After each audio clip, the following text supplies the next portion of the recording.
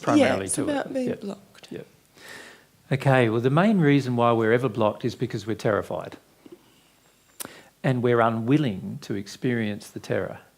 Okay. Okay, so the first thing you need to allow yourself to feel is the unwillingness Okay. to feel the terror. So, and that means just writing down all the reasons why you think you shouldn't have to do it. Okay. That makes sense? Yep. Now, a lot of those reasons, when we've been abused generally, a lot of those reasons surround the fact that other people did it to us and we don't feel that we should have to deal with it. We feel they should have to deal with it. Now, unfortunately, though, the only problem with that kind of idea or concept is the emotions are within us. The emotions. So if I'm looking at it from my personal perspective, the emotions are in me. If I expect you to fix it, there is no way in the end, no matter how sorry you are for what you may have done, there is no way in the end that you can fix it. Because the emotions about it are in me. Yeah. And I have total control over my own emotions. There's nobody else that has total control over my own emotions other than myself. So again, it's probably an issue of looking at personal responsibility. Yeah. And also love of yourself. And one of the things that, if I go back to Teresa's issue with regard to the finance, if you truly love yourself, you would not overextend yourself. If you truly loved yourself, you wouldn't do it. Does that make sense? You'd know at every moment what your financial position is. You'd know at every moment what you would choose to spend and how wise the decision you're making is in terms of your own sense of love of yourself.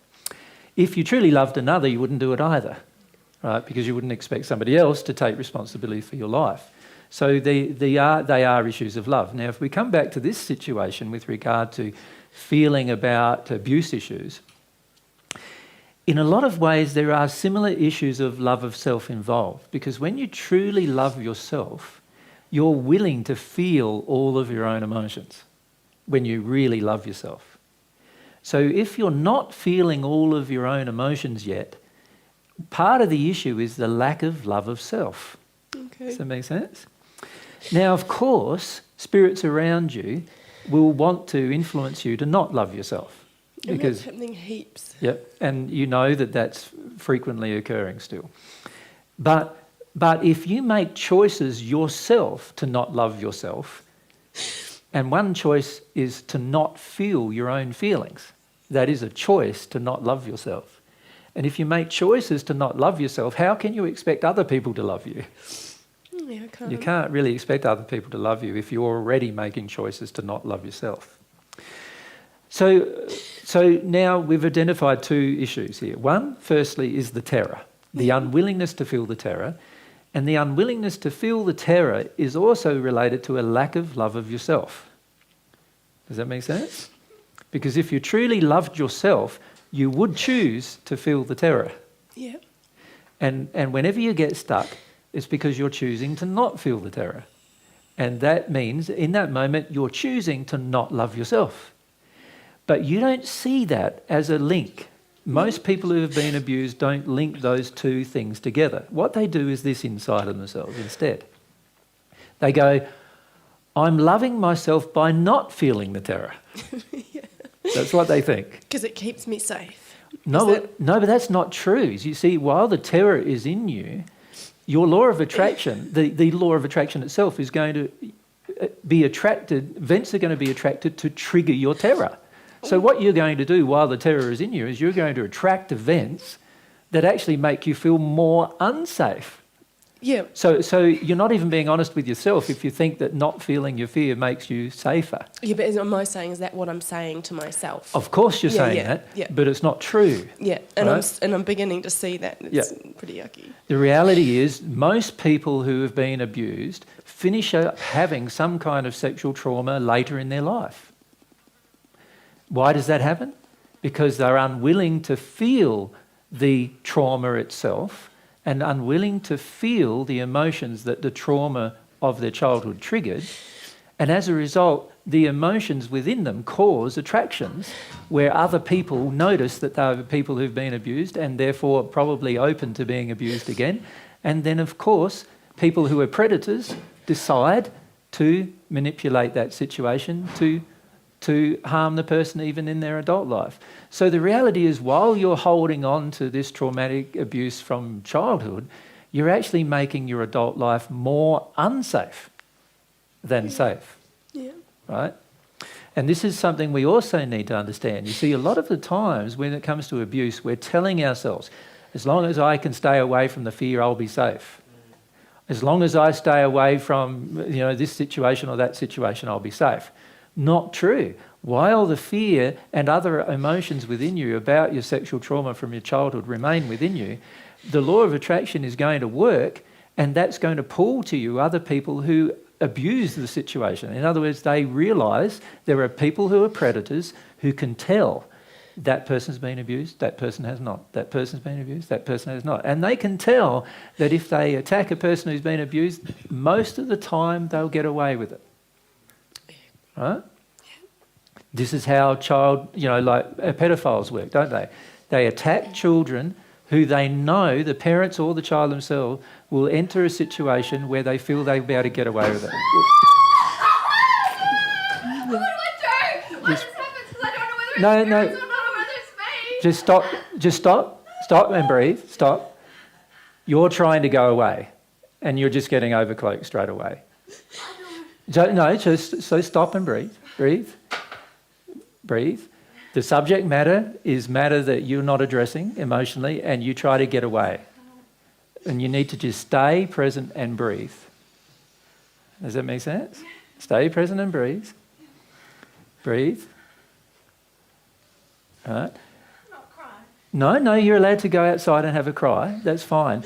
But whenever you go into this very panicky place, right, it is because you are trying to get away from the experience, not because you're having one. Experiences as an adult as well as a child. Exactly. Kind of cumulative stuff. Exactly. That I'm here for. That's all here. Exactly. I'm really sorry because you're talking to her. Yeah, exactly. No, there's a number of people in the audience who have been abused sexually, and this material applies to all of them, right? But what happened just there was you did not want to feel your grief, and so that then allows a spirit to go over you. Does that make sense? To overcome you. I have spirits like All the time. You Yes. know that. And there's addictions to the spirits and Yeah, if you hold the mic up a bit closer so I can hear you properly. I'll just breathe. So yesterday when I got into the car with Dave... Yeah, I don't want to go over any experiences with you because what you're going to find is that you want to tell me stories, and the reason why you want to tell me stories is you do not want to feel certain things. The reason why spirits are with you all the time is because you do not want to feel. I've tried. No, you haven't. I'm sorry. You don't think No. that 8-year-old experience that came through in July was me and my experience? No, what I'm saying is you're trying to avoid your grief and terror. Your grief and terror, your emotions, you're trying to avoid them all the time. And this causes spirits to be with you all the time, helping you avoid your own emotions. It's so hard. It is so hard. I'm trying everything that I can. I've read all of your booklets in the last 4 weeks, and I have worked so hard every day since I met you.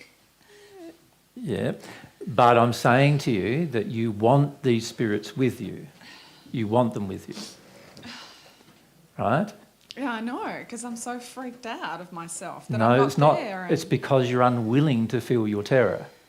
You say it's because I'm freaked out. No, that's not the justification.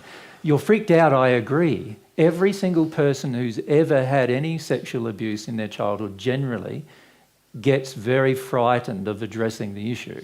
I agree with that. But you don't want to feel how frightened you are. That's your problem. You don't want to feel it. See, if you wanted to feel it, then you would be able to feel it without being overcloaked by spirits all the time. How do you tell if you're overcloaked by spirits? Well, Because what you I just gave an thought- example of it. But what I thought when I didn't even know at 8. No, but you just gave an example of it. Your question was, how do I know? You just showed yourself how you know. Whenever you respond like that, you're way away from yourself. Okay. Yeah, and Does I that make was sense? dissociated at the time, of course. Yeah, you need as to hold the well. microphone right up higher. Okay, we'll hand the microphone back to Eloisa and I'll talk to her. But if you're going to do what you just did, you're going away from your fear. You're not actually in your fear. How do I get into my... No, you said you didn't want to talk about it, and that's okay. So sit down and we'll talk to Eloisa. Because there's someone who does want to deal with her fear. So I want to talk to her about it. So the key thing with regard to fear is that you sit and own it. You feel it. You don't want to run away from it all the time. That's the key thing. Now, when you go away from your body and you run away from your fear, that's when you get a lot of heavy spirit influence. That's when other spirits, and sometimes there's two groups of spirits. There's a group of spirits who have been abused themselves, who surround you, and they're going, no, don't feel anything, because that's how they feel. Don't feel anything, don't you feel anything. And so that group of spirits surround you, and that group of spirits is saying to you, don't feel anything. Then you also have a group of spirits around you who have been abusers or pedophiles in the past. And they go, you beauty, this person doesn't want to feel anything, now's my opportunity to attack them in some way, whether that be sexually or physically in terms of violence. And often the two spirits surrounding you, the two groups of spirits surrounding you, are actually in a bit of a battle with each other even. Does that make sense? But all of that would go away if there was a willingness to feel the terror. Okay. And this is where our primary problem is on earth. We don't believe that we are capable of experiencing our terror. Does that make sense? Yeah. That's our belief. That's our primary belief. That's the thing we need to pray about. Okay. So, just to reiterate what you're saying, so I'm getting it, is just to pray about how much I don't want to and how much I believe I can't, and like start there and just ask to be shown that I can, or I don't know, for some courage or pointers on what to do. Well, yeah, I haven't finished yet, but Sorry, AJ. I'll summarise it at the end for you. Thank you. So, number one is understand that every time you get stagnant, every time you have tuned out, you've tuned out because you're terrified. So that's number one. So honour that. Does that make sense? Honour that by feeling that. Yeah? And when you say feeling that, just own that I'm terrified. Just own that you're terrified. And say to yourself, look, like I'm numb and I'm stagnant and I'm not feeling anything today, and that's because I'm terrified. Yep. Well, can I just add a little? I'm noticing, like, when I engage sexually with Pete, that it's beginning to happen. It's like before I was just totally numb and not noticing. And now I'm noticing just how before, like, you know, it's like, oh, yep, cool, let's do it. And then it's like, I said to Pete, like, I was like, I can't, like, I'm just already clamping up. Like, I'm already disappearing, you know? Yeah. And in the past, I've just gone through it and then felt bad afterwards. Yeah. And now it's just like, I think that's terror. Like, That's right. I think that's showing me that this somehow is terrifying. Yep. So that's the first thing, acknowledge that you're terrified. Okay. You will find for most people who abuse, they very rarely, if ever, acknowledge their own terror. Yep. Right?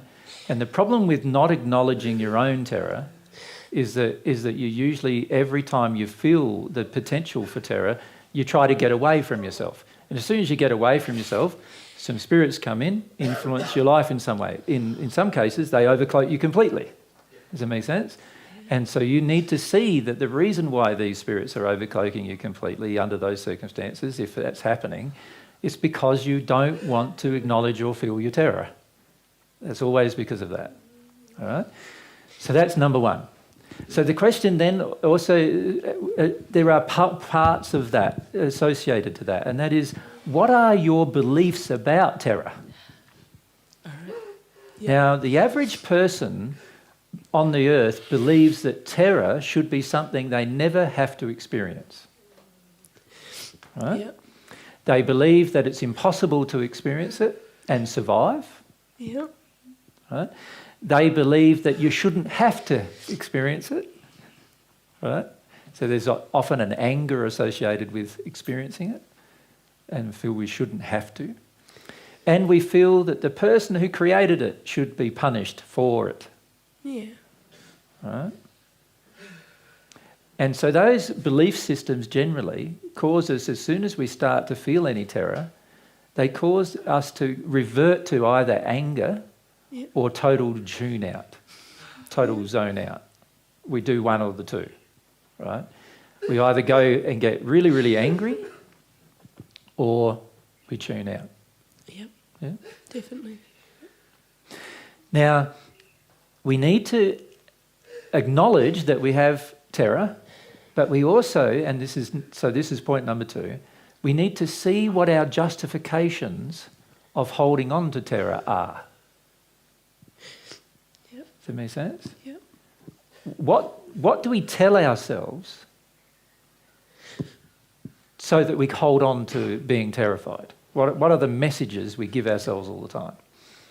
So you'd give yourself some messages, wouldn't you, Eloise? Yeah. Can you recognise them? I'm just trying to think, because I think I've done them for so long that they're like auto. Yeah, most of them will be automatic for a person who's been abused. Generally, avoiding terror became the very first priority in their childhood, and therefore they are usually adept at it. Yeah. Right? They are they are the most experienced people generally on the planet of how to get away with not feeling terror. Right? Well, that's how I feel, and it's like now I'm just like having to relearn how to feel everything, I for agree. the first time having to feel everything. Yep. So to answer your question, I think what I do is I do something else immediately. So all right, try to keep yourself busy doing something. Yeah, and I get real busy. So those of you who've been abused, how many of you use that one? Right? So, yeah, keep yourself busy. That way you don't have to feel about it. Yep. Right? Distract. Distract yourself, yes? Do something else, or minimise. Like, go, oh, it's just a movie. Oh, it's just a. Oh, it was. And okay, it's like. So you're feeling really, really terrified, and you were triggered by, say, a movie that you were watching and some kind of situation in the movie, and then you're going, oh, but it's just a movie, I'm okay. I'm okay. Yeah, instead of just... I'm fine. Yeah, I'm fine. Yeah, no worries. Or subsequent events attracted after the abuse that were pretty abusive. Just saying, oh, it didn't matter, it was my fault. Blame yourself. Yeah. So this is a big thing most abuse victims do, is they learn to blame themselves when anything goes wrong. And it's actually a way of avoiding terror. Yeah. Eat. Eat, yeah. Yep. So shall we call all of those things physical addictions? Yeah. So many abuse victims either go into some kind of physical addiction like eating, drugs, drink, so alcohol, or some kind of thing like that, or they avoid them intensely. So they go the opposite direction where they want total control of everything in every situation, and whenever they haven't got total control, that's it, they're out the door. Yep. Definitely. Okay. Emotional ways will be angry, or get angry rather than... So when you get terrified, there's a desire to just get in an anger with anybody who triggered you or whatever triggered you. I'm beginning now to be where you said, like, blame my brother rather than myself, and the rage is at him now. But it's more... Yeah, no, a self-attack. I was going to say just blaming others, like, sort of taking it out on someone else to avoid it. And in the end, blaming others, by the way, doesn't work. while it's an improvement on blaming yourself, It's the same thing. at the end of the day, it still doesn't really help get to your grief. Does that make sense? I've discovered that. Yeah, so there are many people in the spirit world who have passed over into the spirit world who have been abused on earth, and they've blamed other people so much that they've become murderous or murderers in the spirit world. What they do to do that is they overcloak people on earth and who they hate, who are like the person who hurt them, and they just drive them nuts until they kill themselves or something like that. And that is caused by they're now blaming the person. They're not blaming themselves anymore. So it's good that they're not blaming themselves, but in blaming the person, they're still not accessing the terror and the grief. No. No. right? It's still a way of avoiding the terror and the grief in the end. And also, I mean, for me, it's like, you know, I have felt real angry, but I wouldn't, like, though sometimes I have wished something bad would happen, I'd feel so bad if something happened to them anyway, then I'd be, like, terrified of what would happen to me. Well, this is another thing too, though, is that many times people who've been abused feel a sense of guilt about their feelings associated with the abuser, right? Whether that feeling might be that they loved them or that they wouldn't want them hurt and a number of other things like that. But those feelings are still an avoidance of your own emotions. Does that make sense? Yeah. Yeah. But most abusers have learnt to teach people they abuse these emotions. They actively teach them. So they say things like, for example, like, you know, don't you tell anyone, it's our little secret. If you tell somebody, then I'll tell them that you wanted it. And you did really want that anyway, didn't you? You know, and all these kind of things. And they drum that into the child generally to such an extent that the child finishes up feeling like the child was the main reason why the abuse occurred, right? And this is why self-blame is so damaging with regard to abuse. It's a great way of avoiding grief and fear, but also what it does is it basically says, I'm to blame for what somebody else did to me, right? And it's not true, of course. You're not to blame. Yeah. Yeah.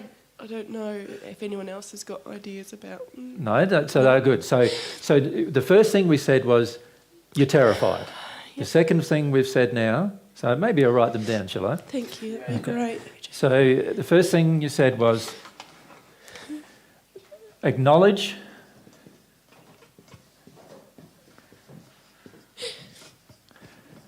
the terror. Okay? That's the very first thing. And the second thing is... your beliefs or justifications or ways to get away from your terror. Beliefs and methods used to avoid terror. Yep. And remember, it's to avoid the experience of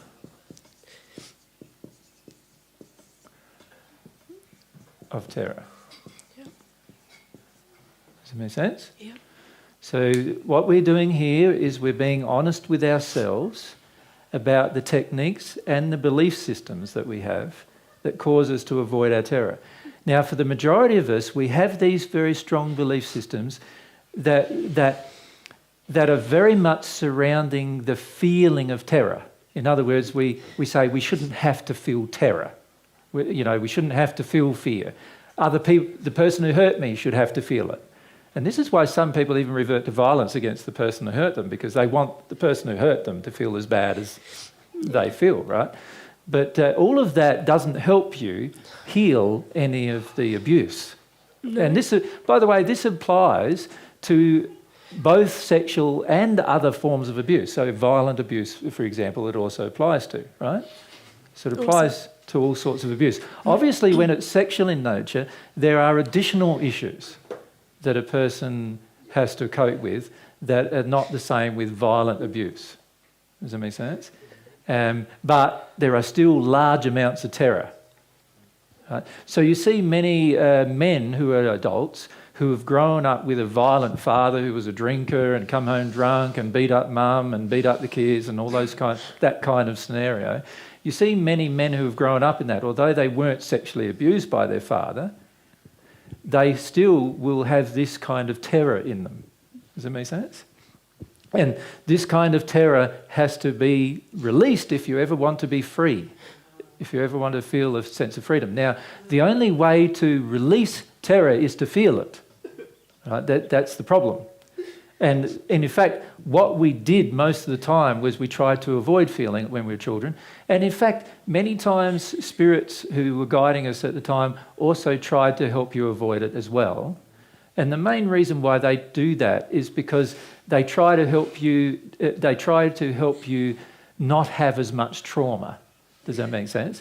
But unfortunately, it also causes, to a degree, this detunement thing that goes on, where we don't remember certain things about the abuse. We remember it beginning and it ending, but we don't remember much in between many times. And the reason why we don't remember much in between a lot of the times is because we're out of body already by that time, and so and in a safe location sort of thing, and the problems were just happening to our body at that point. So we need to understand that the memories of both violent and sexual abuse are not going to be as defined as your normal memories. Okay. Right? So this is something that you need to be aware of when you've been abused as well. They're not going to be as defined because you wanted to get away from them while they were occurring. And many times you were assisted to get away from them by spirits and people who wanted to come to your rescue. Does that make sense? Spirit people who wanted to come to your rescue. And not all of them were people who were trying to help you, by the way. They're just people often who were in the same position as yourself when they were on Earth, and they're trying to avoid their stuff as much as what they're trying to help you avoid yours. Yeah. Right? So, yeah. Now, so acknowledge the terror. So this is number one. Most people who have been abused barely do that. Right? And what are the beliefs and methods you use to avoid the terror? Most people are so much automated in this space that they're not even really conscious of what they do to avoid the terror. Does that make sense? Yeah. Yeah. It's only been a process that I'm discovering now. You know, I've been I've actually felt terror, the big anxiety in my body for the first time in the last couple of months. You know, before that, I was gone before that was even allowed. Yes. And So now it's like, all right, it's a sign. Yep. So allow yourself now, and if it was me, most people who've been abused don't want to do something positively and directly towards fixing the abuse. Yeah, I'd agree. What they want to do instead is avoid it. Yeah. Avoid the knowledge of it, avoid the fact that it happened, and there's a big fear that they might re-experience a whole heap of things that they don't want to experience and so forth, which is not really possible because you're an adult now and most of the abuse usually occurred during childhood. So it's not really possible to re-experience something as an adult that you had experienced as a child. All you can do is really remember it from an emotional perspective. But we tell ourselves that I'm going to reinfect myself with the past, or we tell ourselves I'm over the past. Right? But every single day shows you're not over the past, but you're over it, right? And so this is where we've got to be very sincere with ourselves about what we actually do now, right? Now, number 3 is to remember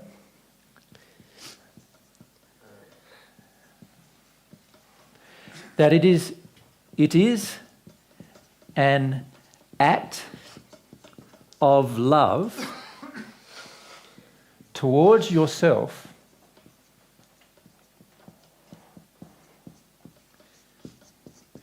to feel your own feelings.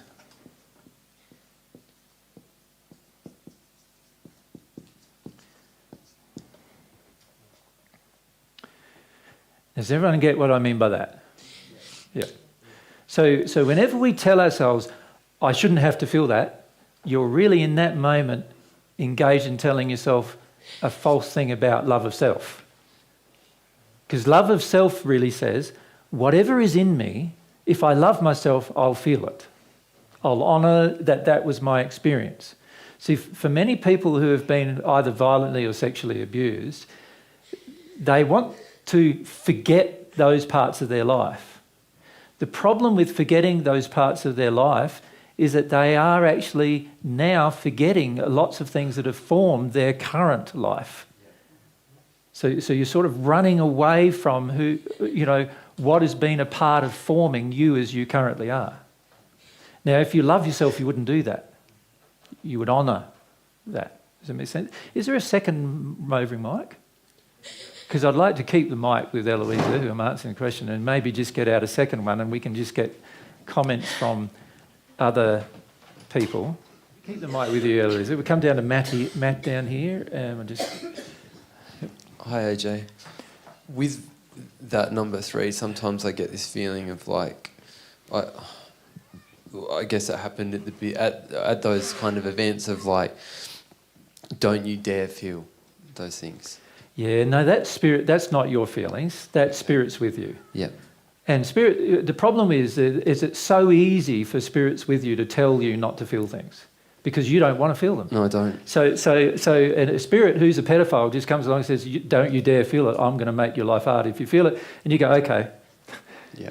It's like having a mate who's next to you saying, don't feel. And you go, yeah, no worries, because you don't want to feel anyway. Not really, no. So that only happens because of the lack of will to feel. Does that make sense? That's my problem. That's the problem. The problem is that you don't see feeling these emotions as an act of love towards yourself. You see it as a chore, as something to avoid. And to be honest with you, most people who have experienced any form of abuse feel the same way. They feel that it's just something they should avoid. Does that make sense? I think I'm guessing it probably happens a lot for other people who've experienced abuse is then they bounce from one to the next, to the next, to the next, to the next, and like I'll realise, I'm eating just to avoid, and then 5 minutes later I'm thinking about something else to avoid, and it gets so tiring and it's so unfulfilling, and I hate doing it, but I love doing it at the same time. Well, you love doing it because you want to effects. avoid this one emotion. Yes. So all of these techniques are techniques that you've learned and you now purposefully use to avoid that one emotion. Why do I want to avoid it so much though? Well, that's the question you need to ask yourself. And what I'm saying to you is partly it's because of your beliefs about feeling it. So part of the beliefs we talked about with Eloise were beliefs such as, I didn't abuse myself, somebody abused me, they should have to feel what I feel. They should have to do the work, not me. They should be punished first. Why aren't they being punished? And we even get things angry with God. Why hasn't God punished them for doing what they chose to do? Rather than me having to feel. It feels like I'm the one getting punished. Now, all of these belief systems are supportive to you not feeling your terror. And they're also not necessarily true, many of them. So, for example, a person who's a pedophile, when they arrive in the spirit world, because most of the time they don't cure it while on earth, they arrive in the spirit world, they are in some of the darkest places you can imagine, and they stay there for thousands of years because of what they did, many of them, right? So you thinking that God hasn't done anything about it is not true either. All of God's laws are trying to correct them as well. So a lot of the times we believe certain things about the universe and about God and about ourselves that are all not true. Like the belief that you're not capable of experiencing terror is not true. Like I can say that because I've had to go through all of these issues of abuse myself. And, I was tortured in the 1st century and I have all the memories about that, which is and I was sexually as well as violently tortured in the 1st century. So I had to go through all the memories about that, right? So, and I've been able to go through them all by choosing to do these things. I've gone to as I've said in other talks, I've gone to some things like advocates of childhood sexual abuse survivors, and things like that. And sometimes I've gone to those kind of meetings for years. And what I found was the majority of them do not want to do this. And that's why they never heal. And I've known of people who, there's one person, 10 years later I visited him, after meeting him 10 years prior. 10 years later I visited him and he was no different. He'd been going to a psychologist for 10 years and he'd been going to these meetings for a childhood abuse for 10 years. And after 10 years, he was no different than when I first met him. He had exactly the same problems. His life was exactly the same. He had exactly the same issues emotionally. He had exactly the same attractions. And 10 years later, and he thinks that he'd been doing all that work, but he hadn't been doing this. Right? That's the big problem. Yeah? You should just pass your mind.